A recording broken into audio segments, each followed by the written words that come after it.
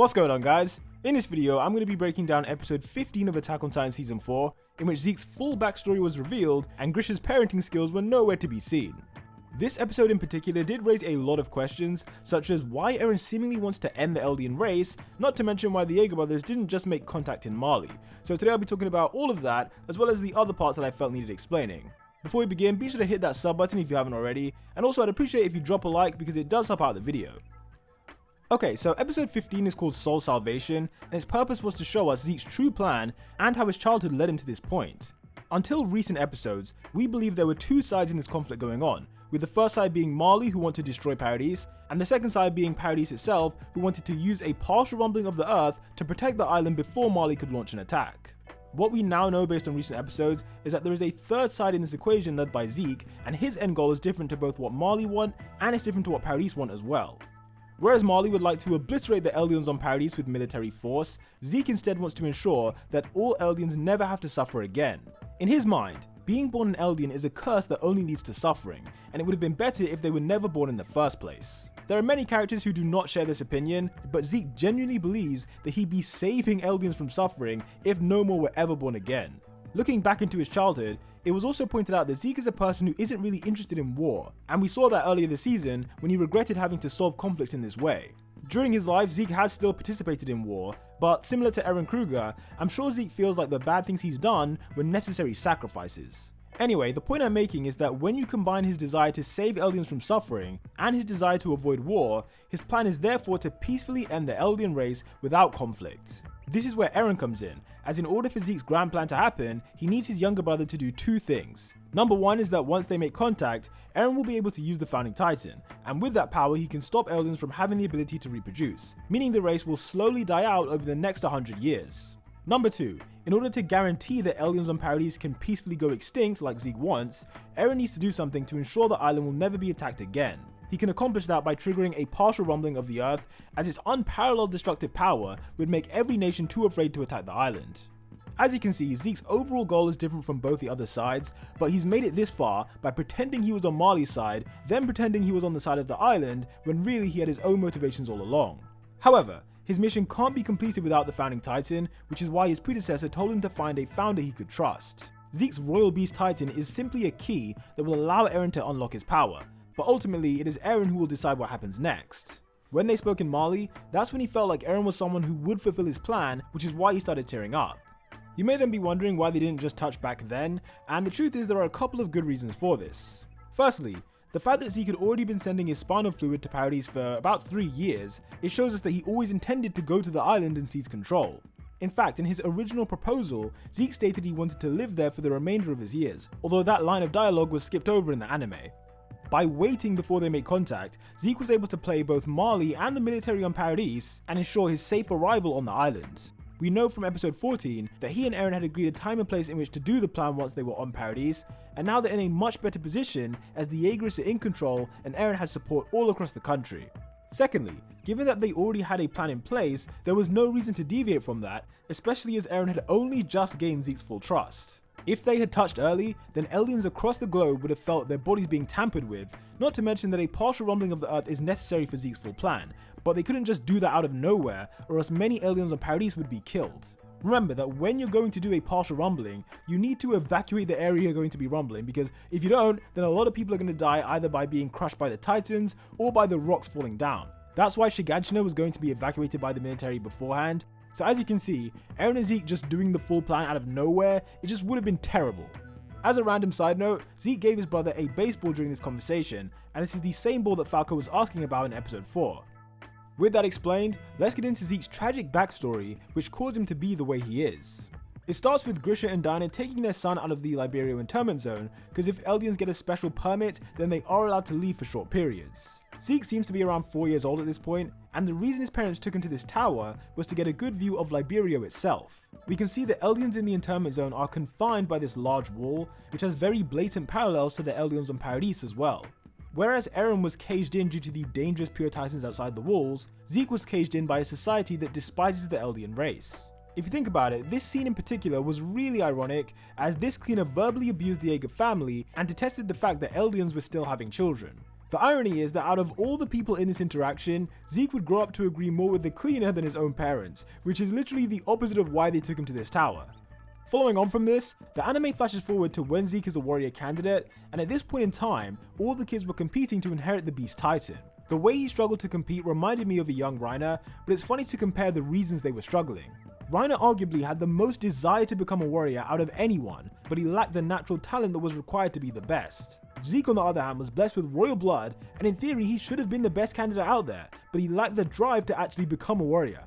A young Commander Magath noted that it was almost like Zeke didn't want to be there, and the former Beast Titan seemed to agree as well. This Beast Titan was Tom Ksaver, and I've already spoken about his full backstory in a different video that you might want to check out.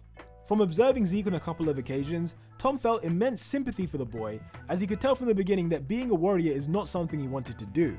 As a researcher, Tom thought the concept of becoming a Titan shifter for war was pointless, and the only reason he got his shifter was so that he could learn things from the memories of previous Beast Titans.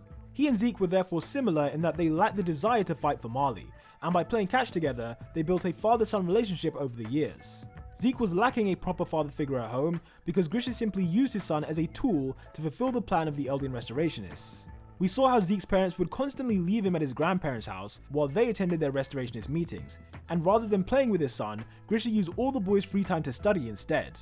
One of the worst parts about this was that Zeke would be studying in school learning Marley's version of history, then he would be sent to his grandparents pretty much every night where he would then learn the same version of history again, only to then go back home and learn a different version of that same history from the perspective of the Eldian restorationists. You can imagine that as a child who doesn't really want to be a warrior anyway, all of that conflicting information would be incredibly stressful, which is why he was so excited to maybe read something else instead.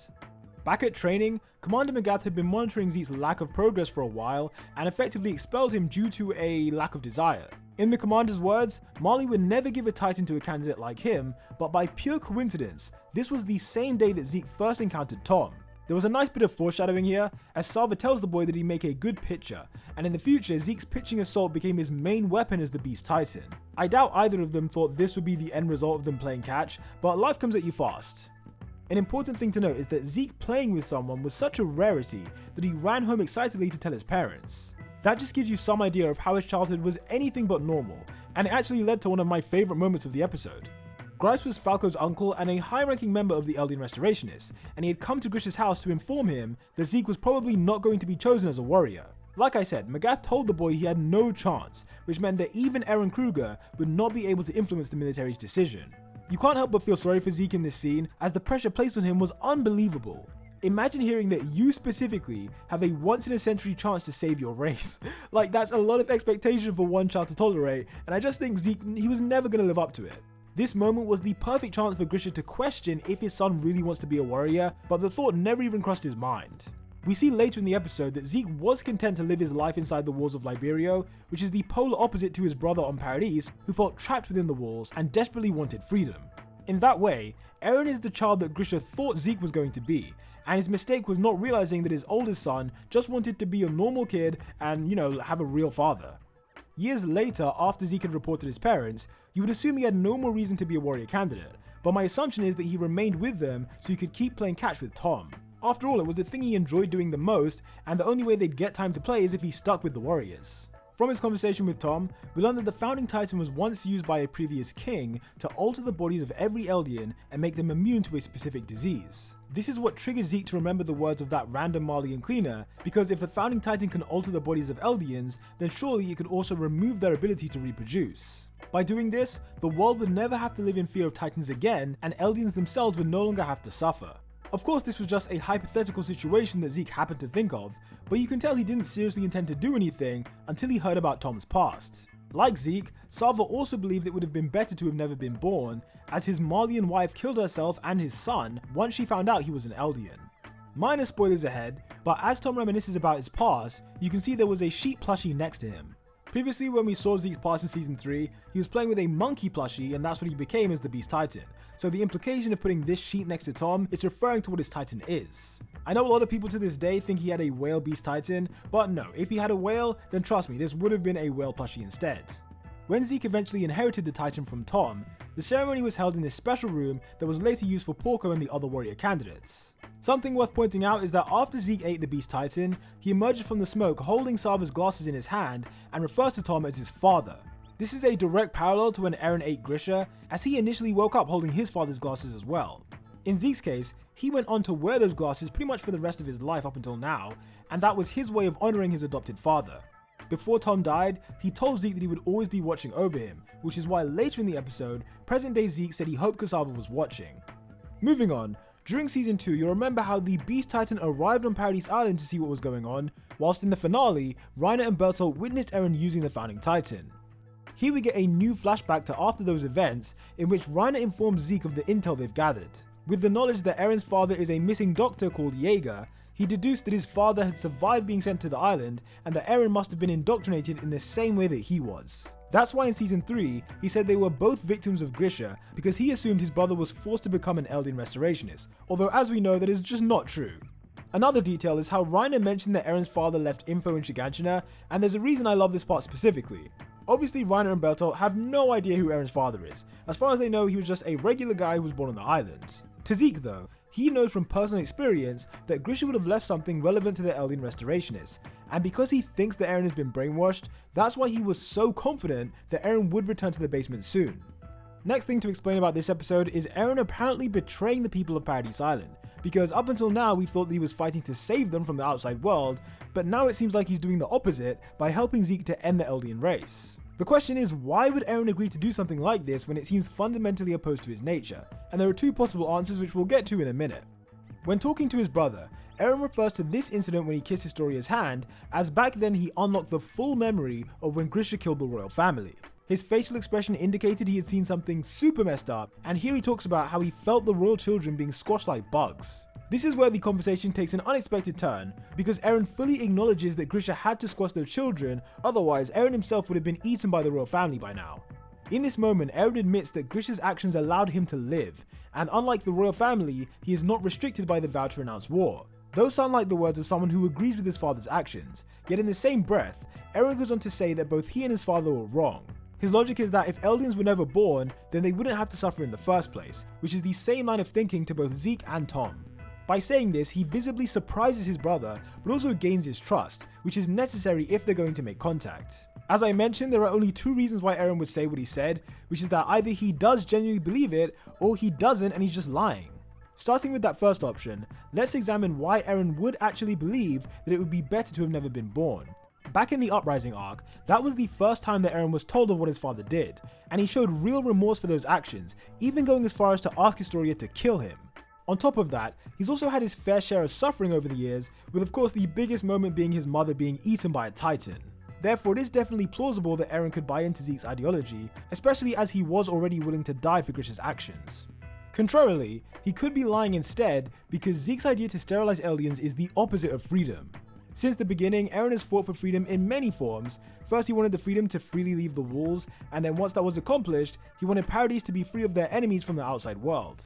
If he was to then take away the options for Eldians to reproduce, then that is a forced extermination of their race that will gradually lead to the end of society on Paradis. This is obviously very different to Eren's usual beliefs, so we have to ask ourselves, if he is lying, then what would he gain? The answer is that by gaining his brother's trust, Eren will eventually have access to the power of the Founding Titan, and as we know, it is his choice how he wants to use that power. With that said, the episode ends with present-day Zeke pulling the trigger on his Thunder Spear and blowing both himself and Levi up, and also this horse which definitely did not deserve that. We'll see which characters do or don't survive in the season finale, but the only thing I really wanted to say on this was that Zeke felt backed into a corner and would rather risk his chances of surviving this explosion than being eaten by a titan like Levi intended. Be sure to smash that like button if you like the video, and I'll see you on Sunday for the last Attack on Titan episode review, unless they decide to make a part 2 for this season by adapting the remaining manga content, but only time will tell. Until the next one, peace out.